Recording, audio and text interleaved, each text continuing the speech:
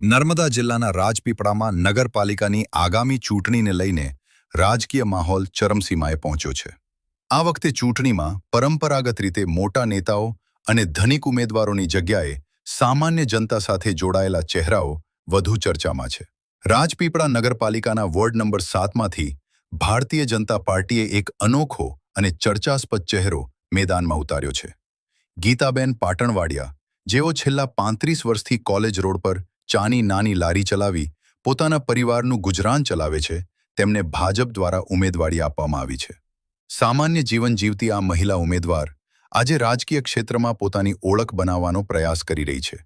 ગીતાબેન કહે છે કે જ્યારે ચા વેચતા નરેન્દ્ર મોદી દેશના વડાપ્રધાન બની શકે, ત્યારે હું પણ સામાન્ય મહિલાની રીતે લોકોની સેવા કરવા માટે કોર્પોરેટર કેમ ન બની શકું. તેમણે વધુમાં જણાવ્યું કે જો તેઓ ચૂંટણી જીતશે તો પોતાના વોર્ડના મૂળભૂત પ્રશ્નો જેમ કે રસ્તા, વીજળી અને પાણીની સમસ્યાઓનો ઉકેલ લાવીને નગરની સેવા કરશે.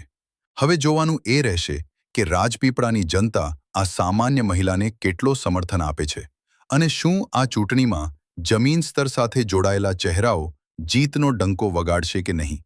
આવા જ સમાચાર જોવા માટે જોતા રહો સરદારનો અવાજ.